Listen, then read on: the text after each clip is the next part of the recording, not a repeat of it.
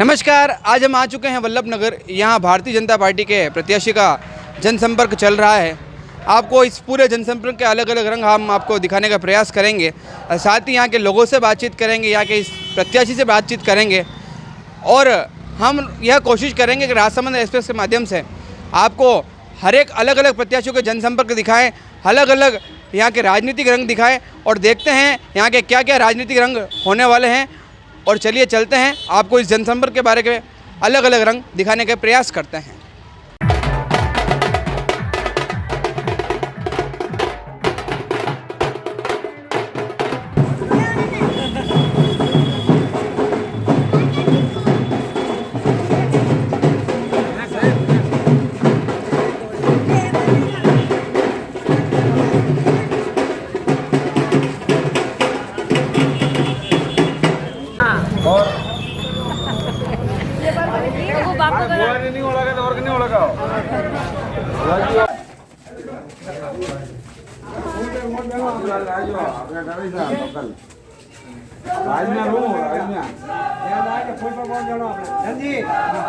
वल्लभ नगर क्षेत्र के एक ऐसे कार्यकर्ता हैं जिन्होंने भारतीय जनसंघ में एक नींव रखने में बहुत बड़ी भूमिका निभाई थी।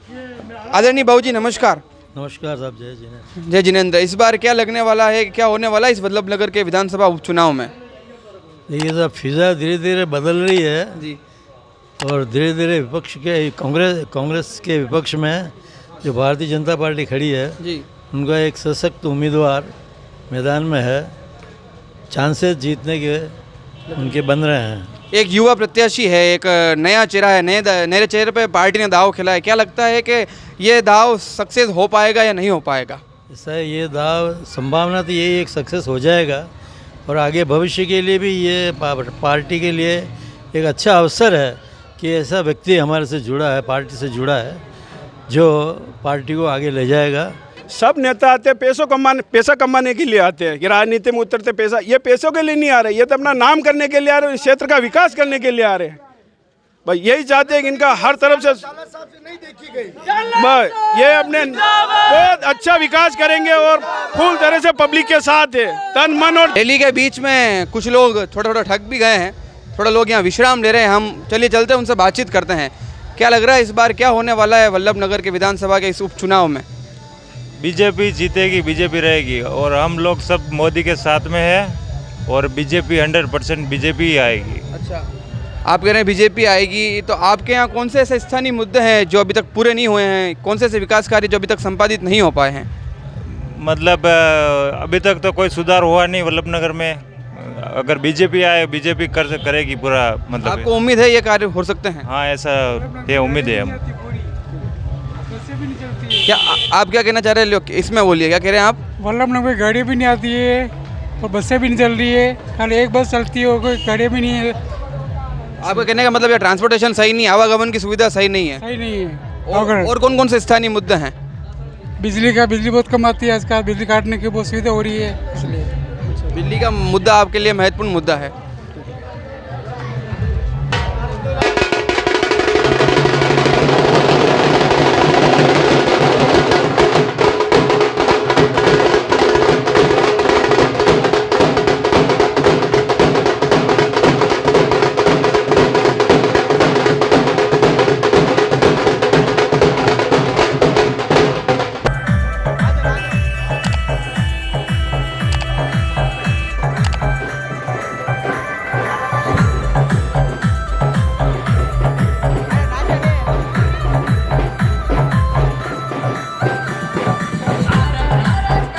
तमाम दलों की इकलई, टोपी, रंग बिरंगे बच्चे, जयकारे, नारे, ढोल, तमाशे और उनके साथ एक लंबी चुनावी प्रक्रिया। ये तमाम रैलियों के रंग हम देखते आते हैं। जब जिस पार्टी की रैली होती है वो रंग बदलते रहते हैं, मगर यहाँ एक हिम्मत सिंह जी की इस चुनावी रैली में मुझे एक नया रंग दिखाई दे रहा है। मैं कैमरामैन से बोलूँगा एक बार थोड़ा सा घुमा कर दिखा दे। यहाँ एक नुक्कड़ की तैयारी हो रही है और इस नुक्कड़ के माध्यम से लोगों को इस राजनीतिक रैली से, इस राजनीतिक रंग से, इस विधानसभा के उपचुनाव से जोड़ने की कोशिश हो रही है। तो देखते हैं किस प्रकार से इस नुक्कड़ के माध्यम से ये कोशिश करते हैं, क्योंकि हमारे लिए भी एक नया कवरेज है, नया जुड़ाव है। चलिए आनंद लेते हैं नुक्कड़ का। कुछ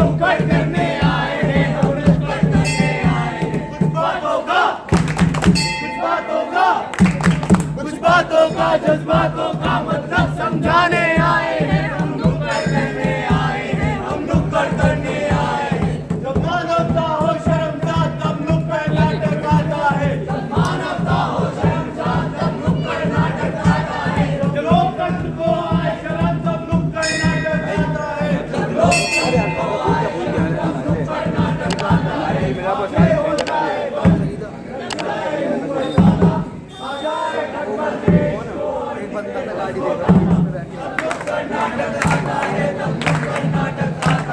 सब बंधन को तोड़, हाथों में हाथ जोड़, हम देश बदलने आए हैं, हम नुक्कड़ करने आए हैं, हम नुक्कड़ करने आए हैं।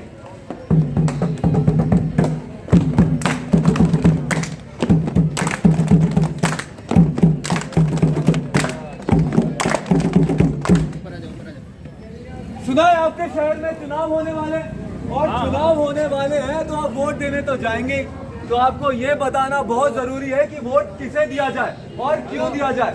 तो पेश करते हैं आपके समक्ष नुक्कड़ नाटक जिसका नाम है वोट पड़ेगा कमल खिलेगा। यम है हम है यम। हम चाहें तो किसी की भी जान ले सकते हैं, हम चाहें तो किसी में भी जान फूंक सकते हैं। मगर ये चित्रगुप्त कहाँ मर गया? चित्रगुप्त जी महाराज, आपने बुलाया? अबे बुलाया के बच्चे, पहले ये बता कि हमारी सभा क्यों नहीं सजी? महाराज सभी लोग हॉलीडे पर गए हैं। हॉलीडे? हाँ। ये हॉलीडे क्या होता है? महाराज हॉलीडे का मतलब होता है छुट्टी। पृथ्वी लोक पे ना छुट्टी को अंग्रेजी में हॉलीडे कहा जाता है। तो आज हम भी हॉलीडे पर हैं, हम भी आज छुट्टी मनाएंगे। ठीक है महाराज। तो हमें कहीं घुमाने ले चलो। महाराज आपको लेके चलता हूँ पृथ्वी लोक के शहर वल्लभ नगर में। ठीक है चलो। नेताजी की जय, नेताजी की जय, नेताजी की जय। नेताजी राम राम। मालिक बहुत बेरोजगारी है और काम भी नहीं है, हमारी कुछ मदद कर दो। हम नेता हैं, हमसे दूर रह के बात क्या करो। बड़े आए, काम चाहिए, रोजगार चाहिए, इन सबका क्या ठेका लिया है हमने? तो भाई नेताजी आपको कोई हक नहीं कि आप गरीब लोगों के साथ किस तरह से व्यवहार करें। ये मत भूलिए कि हम लोगों की वोट की वजह से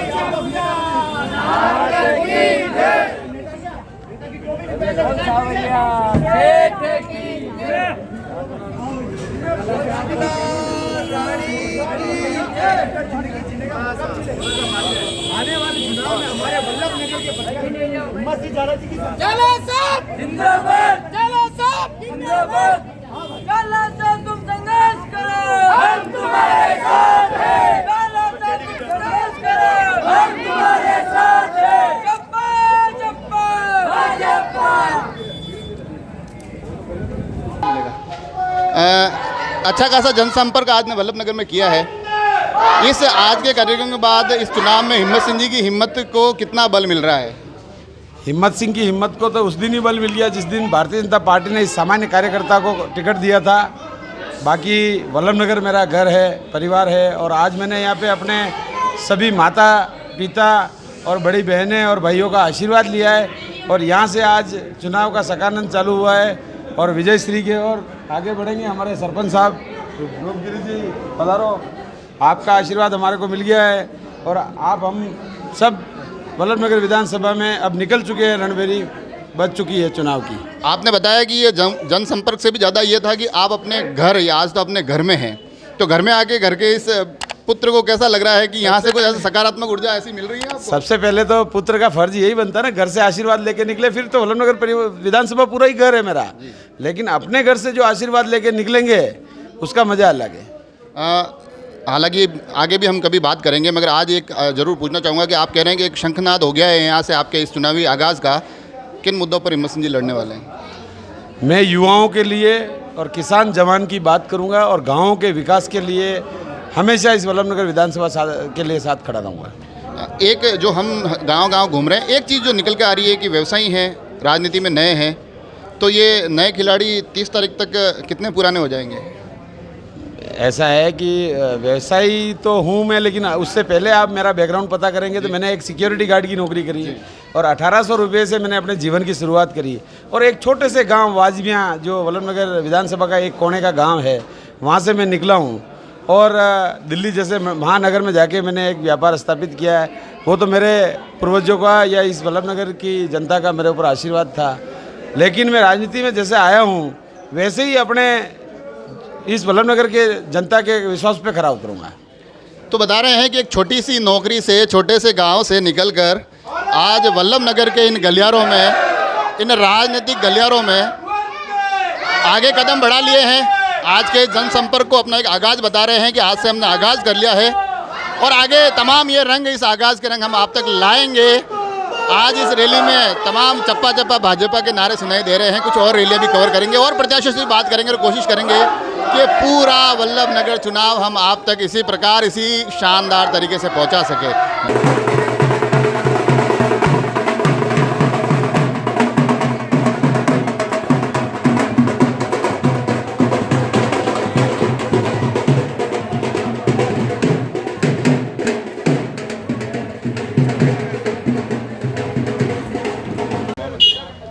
आपको क्या लग रहा है इस बार के क्या होने वाला है इस विधानसभा उपचुनाव के अंदर?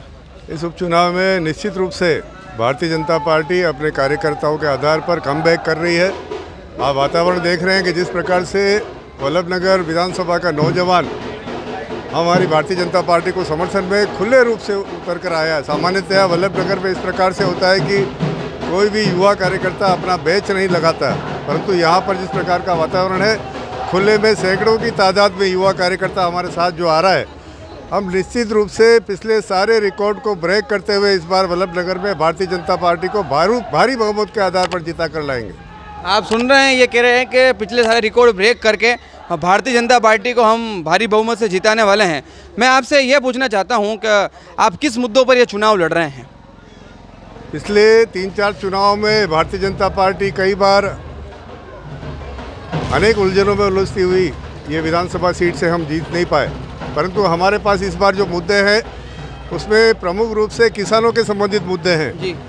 यहाँ के सरजला और उठाला के जो तालाब है और वाना की जो जल परियोजना है, जिससे कि सारे के सारे क्षेत्र में किसान पीड़ित हैं। तो हम किसानों की इन 3 प्रमुख मांगे, इसके अतिरिक्त वल्लभनगर में स्थानीय गवर्नमेंट का कॉलेज होना चाहिए। इसके अलावा मानसी वाकल के जो पानी, जब घोषणा हुई थी उस समय इस प्रकार की घोषणा हुई थी कि मानसी वाकल के जल में वल्लभनगर का हिस्सा भी तय किया जाएगा, परंतु अभी तक भी इतना समय होने के पश्चात भी वल्लभनगर को उसके हिस्से का जल नहीं मिला है।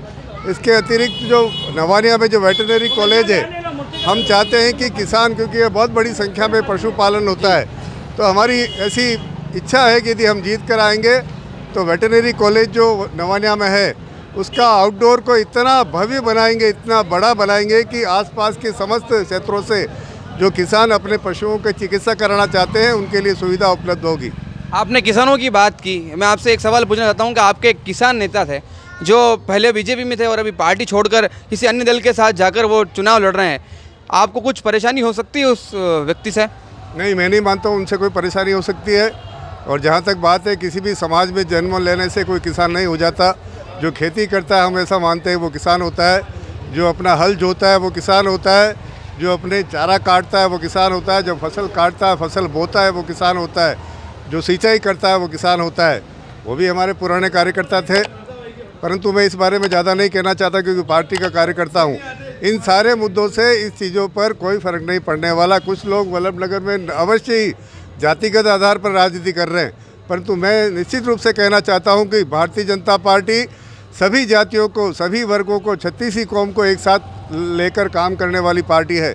और हम निश्चित रूप से, जैसा कि आपको लग रहा है इस चुनाव में, मैं दावा करता हूं कि भारतीय जनता पार्टी भारी बहुमत से वल्लभनगर विधानसभा की सीट उठाकर भारतीय जनता पार्टी के प्रदेश नेतृत्व को सौंपेगी, ऐसा मेरी मान्यता है।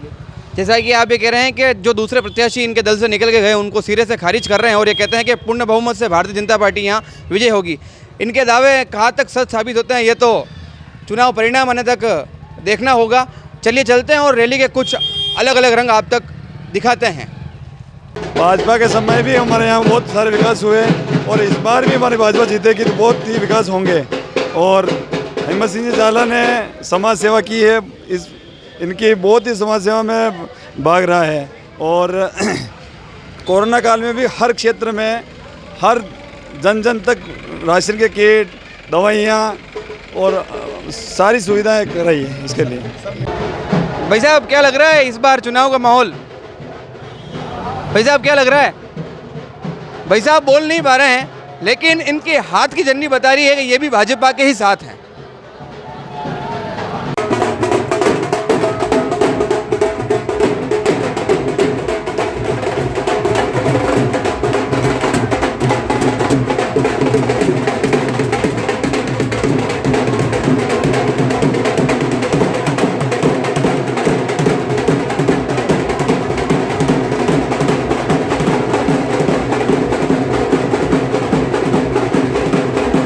जब झाला साहब पद पे नहीं थे तब भी गरीब लोगों का बहुत सारा भला किया। जब सारे नेता घर में बैठे थे तब कोरोना काल में उन्होंने राशन बांटे, भोजन बांटे। उस गरीब को जाके पूछो जहाँ उसने अनाज पहुँचाया वो जानेगा।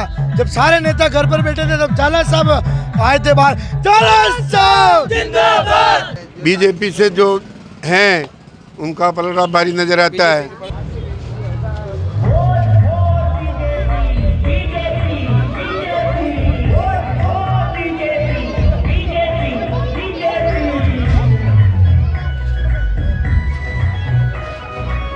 वल्लभ नगर की इस आज की भाजपा की चुनावी रैली के बाद यहाँ एक कार्यालय उद्घाटन का कार्यक्रम है। भाजपा के गणमान्य बड़े सारे नेता आए हुए हैं, जिसमें चित्तौड़ सांसद सीपी जोशी भी यहाँ मौजूद है। हम उनसे भी बात करेंगे, कोशिश करेंगे इस चुनाव की थोड़ी सी नब्ज को पहचानने की। अच्छी खासी रैली थी आज आपकी वल्लभ नगर में, कार्यालय का उद्घाटन है। ये जो चीज़ें धीरे धीरे समय के साथ आगे बढ़ रही है, कहाँ तक पहुँचने का अनुमान है? देखिए, वो रैली नहीं थी, मात्र जनसंपर्क था, लेकिन जनसंपर्क का कार्यक्रम भी एक रैली के रूप में तब्दील हो गया। ये लोगों का जनमानस है और भारतीय जनता पार्टी की नीतियां हैं और भारतीय जनता पार्टी का नेतृत्व है, उस पर आम जनता का विश्वास है कि जिस पार्टी ने इस देश को दुनिया में गौरव बढ़ाने का काम किया, आम आदमी के लिए, गरीब के लिए, किसान के लिए, युवा के लिए, महिलाओं के लिए जो योजनाएं लेकर आए, और हमारे प्रत्याशी ने भी जो कोविड के टाइम पे सेवा का काम किया, वही लोगों को लग रहा है कि जिस व्यक्ति ने पहले कभी था नहीं कि बिना उसकी जानकारी के ही नहीं पता था कि मैं कभी चुनाव लड़ूंगा, तो भी उन्होंने सेवा का इतना काम किया। तो ऐसे लोगों का एक स्नेह है, लोगों का जुड़ाव बढ़ रहा है। और ये चुनाव भारतीय जनता पार्टी 30 तारीख तक आते आते भारतीय जनता पार्टी इस विधानसभा में, चूँकि हमारे 2013 में और 18 में परिणाम अनुकूल नहीं थे, लेकिन अब कार्यकर्ताओं ने भी संकल्प ले लिया कि हो गया 10 वर्ष 8 वर्ष का वनवास, अब भारतीय जनता पार्टी को यहाँ से जिताना है। वनवास की बात कर रहे हैं, आपका दावा है कि वनवास इस बार ये उपचुनाव में वनवास खत्म होने वाला है, मगर मुकाबला चूंकि चतुष्कोणीय हो गया है, आपके ही पार्टी के उदयलाल जी डांगी आरएलपी से लड़ रहे हैं। इन स्थितियों के बाद आपको लगता है कि चुनाव कुछ नया रोचक रहने वाला है, ये समीकरण भाजपा के पक्ष में आपको दिखाई दे रहे हैं? निश्चित रूप से चुनाव रोचक है, और कार्यकर्ता जब मन बना लेता है, जनता जब मन बना लेती है कि इस बार भारतीय जनता पार्टी पूरी मन से, पूरी ताकत के साथ जनता ने भी और कार्यकर्ताओं ने मन बना लिया कि इस बार भारतीय जनता पार्टी को जिताना है। आप ये देखिए कि इस पिछले 7 वर्षों में केंद्र सरकार ने भी जो काम किए हैं, आज जिस जगह हम बैठे हैं 70 साल से लोग इंतज़ार कर रहे हैं कि यहाँ रेलवे लाइन बनेगी क्या, रेल लाइन यहाँ से गुजरेगी क्या, और आज वो सपना पूरा हो रहा है। यहाँ 4 लेन नेशनल हाईवे हमने स्वीकृत करा दिया, वो काम चालू होने वाला है। गांव-गांव में चाहे शौचालय हो, आवास हो, गैस कनेक्शन हो, सड़क हो, हॉस्पिटल हो, स्कूल हो, चाहे किसान सम्मान निधि का काम हो, चाहे गरीब को अनाज देने का काम हो, चाहे कोविड में वैक्सीनेशन का काम हो, ये और कोविड के टाइम पे दवाइयाँ वितरण करने का काम हो, अनेक काम सेवा के कार्य किए हैं। ये भारतीय जनता पार्टी का कार्यकर्ता ही है जो कोविड के टाइम पे सड़क से लेकर हॉस्पिटल तक लोगों की सेवा के लिए डटा रहा। तो लोगों के मन में है कि ये भारतीय जनता पार्टी के साथ हम लोगों ने जाना है। एक आखिरी सवाल, कोरोना के काम आप बता रहे हैं, केंद्र की विकास योजनाएं बता रहे हैं, विधानसभा के तमाम चीज़ें, अमूमन स्थानीय मुद्दे भी उसमें बड़ी जोरों पर रहते हैं। तो भाजपा ये चुनाव, क्योंकि आज आपके कार्यालय का उद्घाटन भी है, जनसंपर्क भी अच्छा खासा हुआ है, तो भाजपा ये जो एक तरह से विधिवत एक ऑफिस उद्घाटन के माध्यम से एक मैसेज दे रही है कि भाई हम भी अब आगे धीरे धीरे आप बता रहे हैं ग्राफ बढ़ने वाला है, तो उस बढ़ते हुए ग्राफ में यहाँ के स्थानीय मुद्दे ऐसे कौन से रहने वाले हैं जिनके सहारे भाजपा आगे बढ़ेगी? देखिए, हम तो यहाँ से जनता से पूछते हैं कि कांग्रेस पार्टी ने जब सत्ता में आई उससे पहले कहा कि हम 3 वर्ष में तमाम किसानों का कर्ज माफ़ कर देंगे। हमारा पहला प्रश्न राजस्थान की सरकार से ये है, उन्होंने कहा कि हम 3 वर्षों में बिजली का 1 पैसा भी यूनिट नहीं बढ़ाएंगे। हमारा दूसरा प्रश्न ये है कि 2018 का बिल उठा के देखें और 2021 का बिल उठा के देखें कितना अंतर नज़र आता है। तीसरा सवाल हमारा बेरोज़गारी भत्ते का। आपने कहा था प्रत्येक युवा के खाते में 3,500 रुपये हम बेरोज़गारी भत्ता डालेंगे। कितने युवाओं को, वल्लभनगर के युवाओं को आपने बेरोज़गारी भत्ता दिया? आज किसान दिन भर काम करके खेत पर शाम को भोजन करने के लिए बैठता है। इस चुनाव वाली स्थिति में भी किसान को समय पर बिजली नहीं मिल पा रही है, तो ये बिजली कब मिलेगी, ये हमारा सवाल राजस्थान सरकार से है। और जनता में ये है कि भारतीय जनता पार्टी की सरकार जो कहती है, नेतृत्व जो कहता है वो करता है, और हमने जो वादे किए हैं हम निश्चित रूप से उन वादों को पूरा करने का काम किया, और आगे भी जो वादे करेंगे उन पर 100% हम लोग पूरा करने का प्रयास करेंगे। अभी आपने प्रत्याशी के साथ सेल्फी ली है, तो आपका ये साथ पूरे चुनाव रहने वाला है या सिर्फ सेल्फी तक ही है? ये हमारे जिंदगी भर का साथ, जब तक जिंदा है तब तक बीजेपी को वोट करेंगे, चाहे कैंडिडेट कोई भी आए। सब आएंगे।